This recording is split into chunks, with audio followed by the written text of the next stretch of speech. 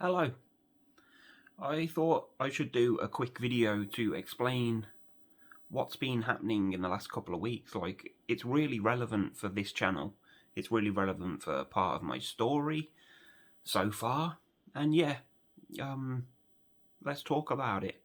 So the title is that I spent 3 days in hospital. And yes, it's a little bit clickbaity, but it's true. I did spend 3 days in hospital. So if we've got an intro, let's roll it now, and if we haven't, let's talk about it now.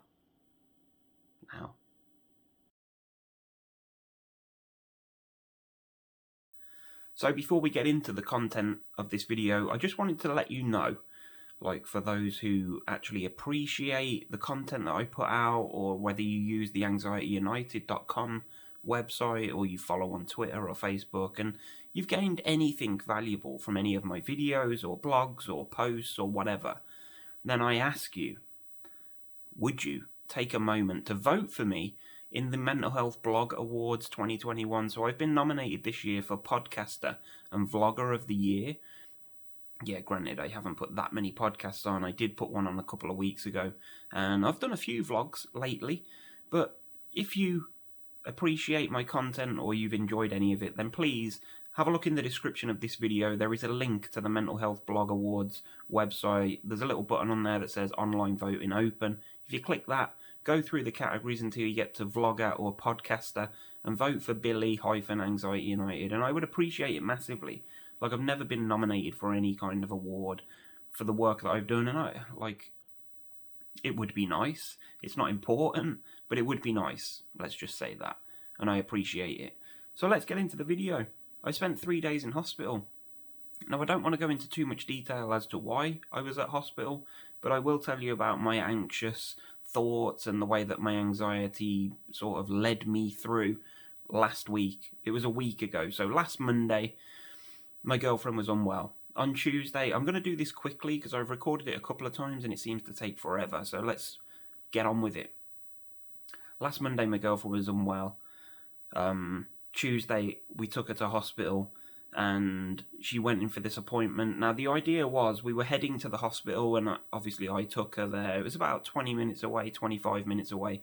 And on the way there, I was just constantly thinking, oh, I'm dreading this. I don't know if I can go in there.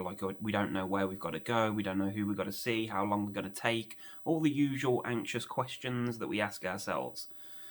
So we got to the hospital, and I went in with her into the main foyer, and there was a security guard there. And the security guy said, I'm sorry, but partners aren't allowed in to these appointments. You have to go on your own. So my girlfriend was a bit upset about it. And selfishly, many people probably wouldn't admit this, but I was relieved. And it's horrible for me to admit that, because I really should have put my girlfriend's needs, emotional needs, before my own, imaginative needs. The need for me to get out of there quickly. So, long story short, Tuesday morning, we'd gone for this appointment and she had to go on her own, and I sat outside and felt relieved and felt confident enough to just sit 20 yards away from the entrance of the hospital. And there was people coming and going and stuff, so it was reasonably busy. But I was just sitting there chilling and appreciative that partners weren't allowed in. So about 40 minutes passed and my girlfriend came out, and I was hoping, I was expecting that, okay, this is it. We can go home now, whatever it is that is the issue, we can just go and be done with it. Turns out that wasn't the case. So my girlfriend came out and said that she has to go back on Wednesday morning at 9:30 and be prepared for an overnight stay, if need be. And the bonus part was that she'd asked if her partner would be allowed in with her, and they had said yes. I was allowed to go and sit with her while whatever was happening. Like I say, I don't want to talk too much about why we were there, but let me just say this. It was an emotional time. The last couple of weeks have been really emotional for both myself and my missus, but more so for her. She's been devastated by what's happened. That's as far as I'm going into this. So we drove home on Tuesday, and I was feeling nervous. I was feeling anxious about the prospect of knowing that when we get there tomorrow, like, we know that I'm allowed in, and I've got to prepare myself. Like, my girlfriend's being told that there's a potential for an overnight stay. I was hoping at the back of my mind that, okay, like, they're just saying that to be sure, like, just in case. So, Wednesday morning, woke up, went to the shop with my girlfriend, got a few bits like snacks, sandwiches and stuff, because we didn't know what was happening. We hadn't eaten, obviously. So, we get to the hospital, and I'm feeling... Actually, I'm not feeling too bad at this point. I'm thinking pretty negatively. Like, the thoughts that were racing through my head, like, what if I do get in there? What if I have to escape from there? The last time that I went to this particular hospital was, like, I think it's about 7-8 years ago, when my mum found out that she had cancer, and she died within, like, 2 weeks of being there. But I went into the ward where my mum was to see her. I hadn't seen her for, like, 20 years. So it was a bit weird. And I went into the ward, and it was the furthest possible bed that it could be in the ward, so I had to walk down this long corridor. And then I remember standing talking to my mum. I think I did a video talking about it once.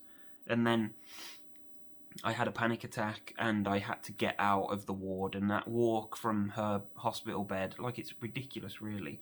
My mum's there struggling with, like, terminal illness, and I'm panicking about the corridor being, like, 80 yards. But I did have a panic attack, and I had to bail out of there, and, like, that was the last time that I seen her alive. I never even thought of that. So this time, we got to the hospital, and we got to the foyer, and the security guy, we went through the same process. Like, he said, you're not allowed partners up, and we were like, okay, this has been confirmed already. Can you call the ward? And then, obviously, they're going to tell you that I am allowed in. So that all went through, and I was feeling like I was anxious, but I weren't feeling too bad at this point. We then had to proceed. The security guard said, yeah, okay. He spoke to the ward, and we were allowed to go up. We knew that it was on the second floor, so UK people know what the second floor is. American people, they think the second floor is the first floor, but in the UK we have ground floor, first floor, second floor, so it was 3 floors up, essentially. We got to the stairwell, because I weren't going to use the elevator. No chance. We got to the stairwell, masks on and backpack on with sandwiches and crisps, and, like, we were just about to take the first step on the stairs up to the thing, and I felt that rush of adrenaline. I felt that rush of panic. The thoughts became more prevalent in my mind. Like, my anxiety was screaming at me, you can't do this. You can't do this. What are you going to do if you panic? And I said to my girlfriend, like, I don't know if I can do this. And then, this is the point that changed the course of the whole next 3 days. My girlfriend got upset. Understandably, but my girlfriend got upset when I said, I don't know if I can do this. And as soon as she, like, let out a bit of a cry or whatever it was, I seen that she was upset. Something happened inside my brain, and it just switched everything off. Just for a split second, like there was no anxiety for a minute. Something, and it might be the first time this has ever happened, but something was bigger than my own fear. And it's incredible, really, like, the more, because it's been a couple of weeks now, almost. Well, no, we're just over a week. It's like a week and a half since it happened. But the more I think about it, the more crazy it is that something was able, like, just seeing my girlfriend, it shows to me that, yes, obviously I care about my girlfriend more than perhaps even I thought.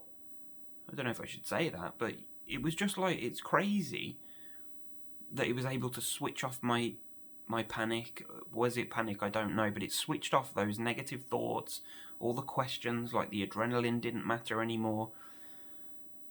Everything was just taken over by, I have to be here. I have to be here to support her. Like, I want to anyway, but now I have to. So we walked up the 2 flights of stairs and got to the second floor, and at the end of the ward there's like a door where you have to be let in by the nurses. And we were standing there, and then the nurses opened the door, and as soon as we walked through that door, the panic hit again. I could just see in front of me this long-ass corridor. And I had a feeling from the moment that we even knew that we were going back there, that her room, because we were told that we were being given a private room, which was okay. Like, as being in hospital goes, I would rather it's in a private room and not like on a ward. So we got to the and I want to make this point here. This video is not about like me looking for sympathy for being anxious. It's about me sharing my journey of anxiety. Like, if anybody deserves sympathy here, it's my girlfriend, because she's been amazing, a rock star throughout all this. So, but the point of this video is to tell you about anxiety, because that's what this channel is. It's Anxiety United, and I want to share my experiences. So we get into the ward, and there's like 5 or 6 nurses sitting at the nurse station or whatever it is. And one of the first things I said was, look, I'm anxious. I'm like really struggling here. I don't know if I can sit in a waiting room waiting, because I'm freaking out. And like, I don't know whether other people would suggest that that's the right move to make, but it worked for me, because as soon as I said those words and just let them know that, okay, if I'm fidgeting or if I'm sweating a bit, like, there's a reason for that. I'm not just insane. I don't know if I'm allowed to say that.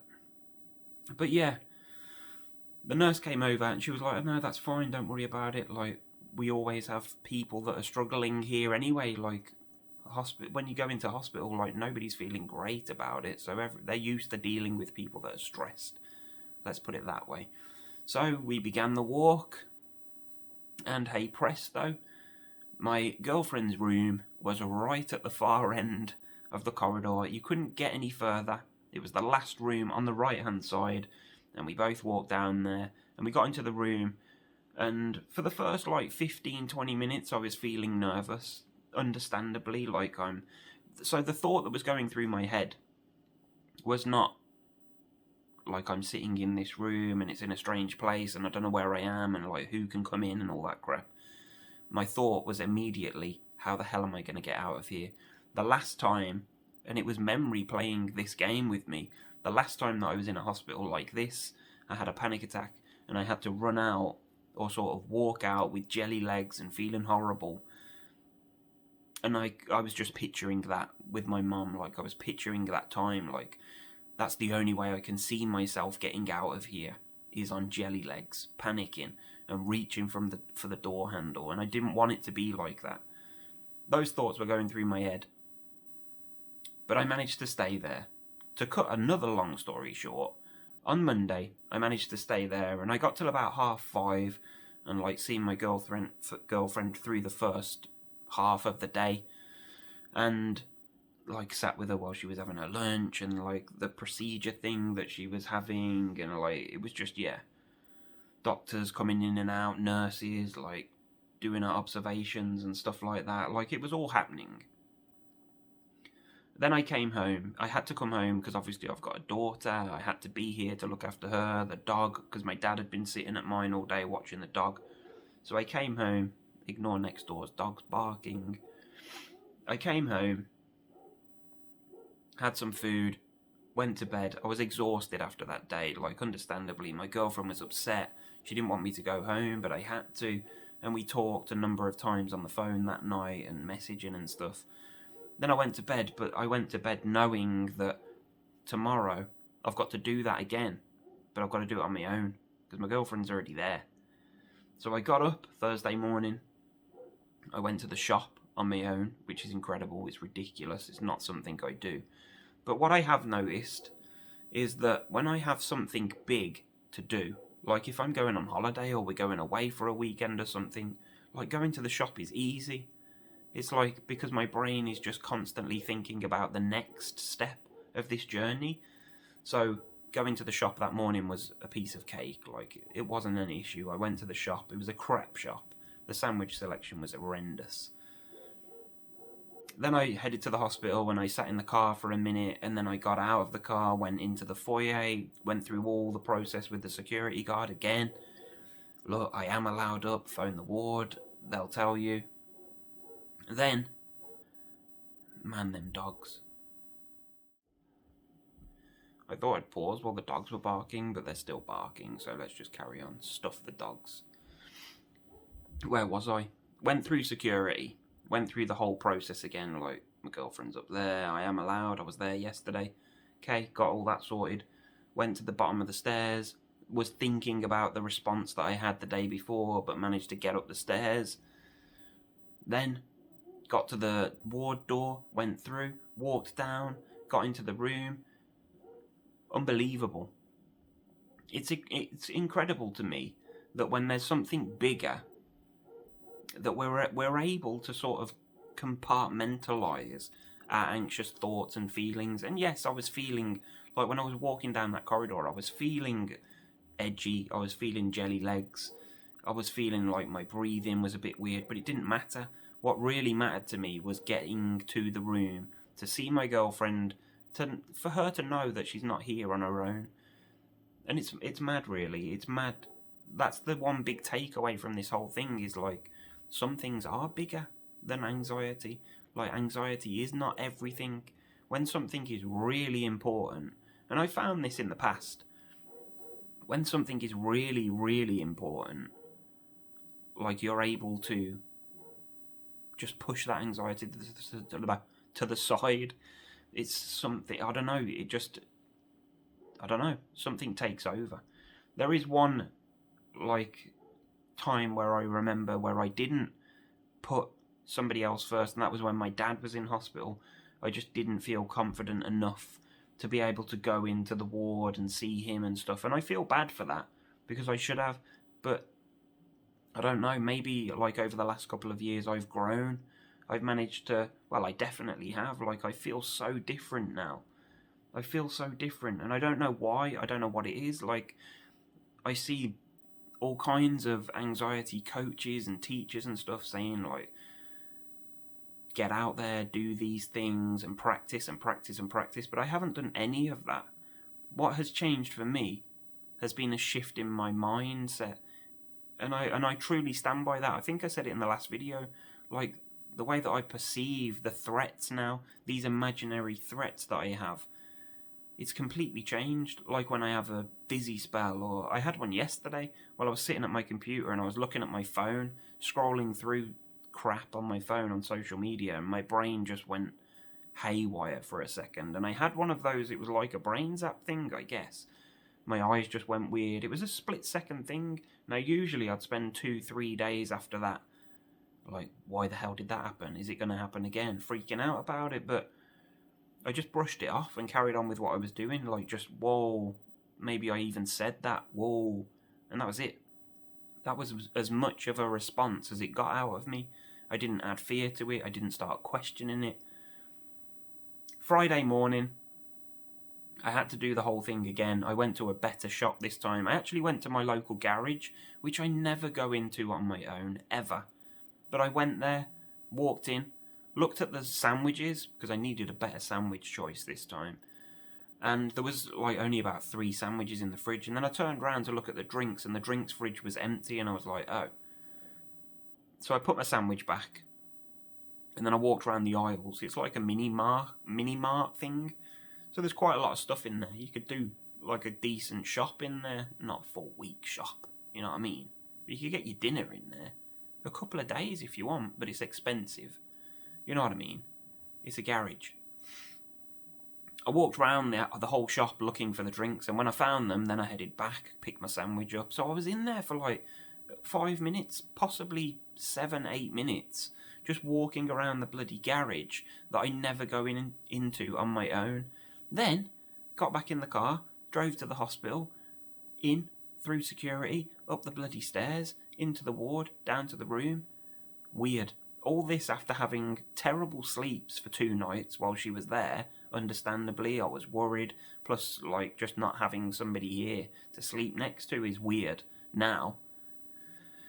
So yeah, it's crazy to me that I was able to do that. And since then, like, it's been a week since then, like, I've been going to the shop quite regularly. Like, I don't have an issue with going to the shop now. Even if I feel a bit off, I don't know. Something has changed in me. And I think possibly it had changed before this hospital episode, like spending 3 days in hospital. Yes, I know that's the title, and I've made it sound like I spent 3 days in hospital, which I did. But it wasn't because of me. Like, I was there being supportive for my girlfriend. She came out at like 11 o'clock on Friday evening because things just didn't go to plan. It was just, yeah, it was a mess. It was emotional as well. Like, that's the point. This wasn't just a case of, well, we woke up Monday morning and everything was fine. And then from that day, from that morning, everything just went out the window. And it became chaos, emotional, until Friday, when my girlfriend was able to come home and then start dealing with the process of, like, getting over what's just happened, basically. So we spent this week pretty much trying to just, I don't know, get back on track, I guess. I know I'm not giving too much info away, but yeah, it's been rough, but we're all right now. We're all right now. And like I say, this video is more about the thoughts and the patterns of anxiety that I've had to go through over the last couple of weeks, because that's what this journey's about, isn't it? Like, if somebody would have said to me, like 3 weeks ago, I want you to go to the hospital, go up to the second floor, and just walk up and down one of the wards and then come out, I'd have said, no chance. That ain't happening. Like, I'm not doing that. I'm never doing that. Like, you are capable of way more than you think. That's the send home from this. That's the take home message. You are capable. I am capable. I don't think that was down to a mind shift or what. I think that was just down to, like, something became more important than anxiety. But there has been a mind shift. Like, when we went to Wales, I know I didn't film these bits, but when we were in Wales, I was in, like, we went to a retail park. I was in, like, Sports Direct and Home Bargains. Great shops. Cheap. But, like, just walking around those, I don't do that here, but I was able to do that there. And I think it was down to, like, just being positive, and I've been a lot more positive lately. And I know I'm rabbiting on, and this is the longest video in history. But yeah, I thought I'd share that with you because, I don't know, it's important. But it's important for me to share this part of my journey so I can look back at it and think, yeah, geez, if I can sit in there for 8 hours for 3 days on the trot, like, what else can I do? Pretty much anything. That's what I think. Pretty much bloody anything. So we'll see what else is around the corner. So yeah, that's pretty much it for this video. I think. If you haven't voted for me already, you know you should. Especially now. Sympathy and all that. But yeah, have a look in the description, click the link, click the online voting open, and then scroll through for vlogger and podcaster. I guess this is a vlog. And vote for me, if you want to. If you have gained anything from my videos or following my story or whatever. And yeah, if you're not subscribed, you should. On here, I mean. But yeah, thanks for watching. You know I always appreciate it. Drop your comments below, and I'll see you in the next one. I want to do things, man. I feel like the sun's coming out, the weather's picking up, and before it gets too hot and I start moaning about that, I want to just enjoy a bit of time and, I don't know, man, take some positives. I guess the one big silver lining from all this, the last couple of weeks, has been that it's made me and my girlfriend so much stronger. Like, we were strong before, but now, like, yeah, we're made. So that's a positive. And whatever happens in the future, like, we'll get through it. And you will too. Let's not forget that. Thank you for watching, and I'll see you in the next one. Maybe a podcast. I feel some podcasts coming on if I'm going to be podcaster of the year. I'll see you later.